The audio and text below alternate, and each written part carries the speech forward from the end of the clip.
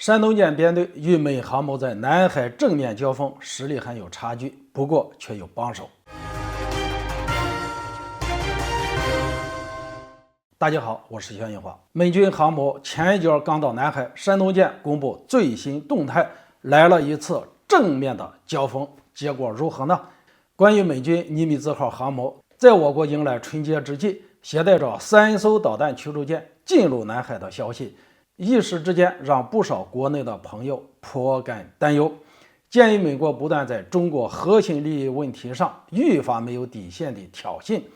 中美两国关系也越来越紧张。在此背景下，美军方出动1艘航母以及3艘导弹驱逐舰来到中国的南海，难免不让人浮想联翩。不过，不管美军航母打击群此时来我国南海做什么，有什么企图，我国都不会让他们如愿。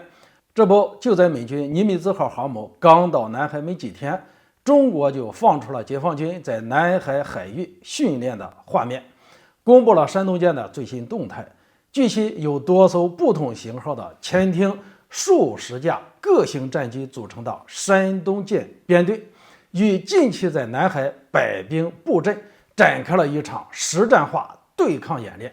值得一提的是，虽然山东舰没有公布在南海海域进行实战化对抗训练的具体时间，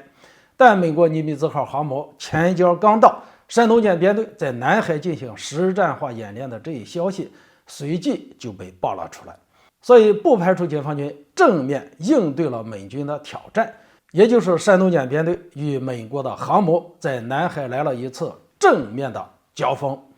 当然了，说到正面交锋，并非真的是来一个面对面的交锋。鉴于中美双方航母打击范围都超过了1000公里，所以双方航母只要差不多在同一时间出现在南海海域，即便不能肉眼看见对方，但实质上已经算是正式接触上了。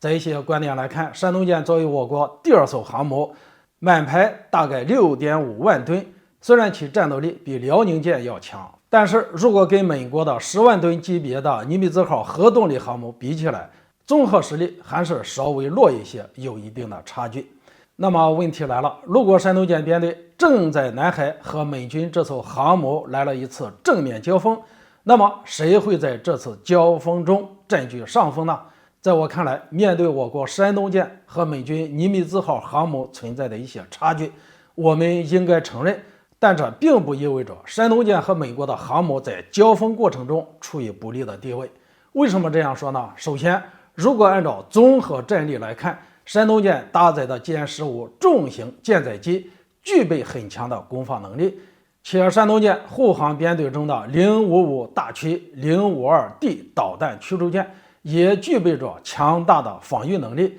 最为关键的是，055和052D 两型主战舰艇都可以发射射程超过1500公里的鹰击21舰载高超音速反舰导弹，这也会对美军尼米兹号航母构成很大的威胁。其次，就算山东舰具备强大的攻防实力，难以在与美军航母的正面交锋中取得最终胜利，但山东舰却还能找到帮手。别忘了，是美国航母来到中国南海，也就是来到中国周边进行挑衅行动，所以山东舰其实能够随时召唤东风21D 远程反舰导弹以及轰6K 战略轰炸机的及时支援。总之，不管山东舰编队到底有没有和美军尼米兹航母在南海来了一次正面交锋，但美国航母刚刚来到我国南海，山东舰就公布最新动态，将在南海进行实战对抗演练的画面公布出来，说明解放军根本无惧美国的挑衅。即便解放军的航母和美军航母在实力上还有一定的差距，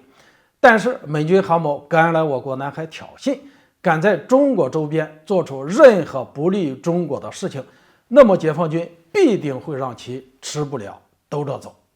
好了，今天就说到这里，咱们下次见。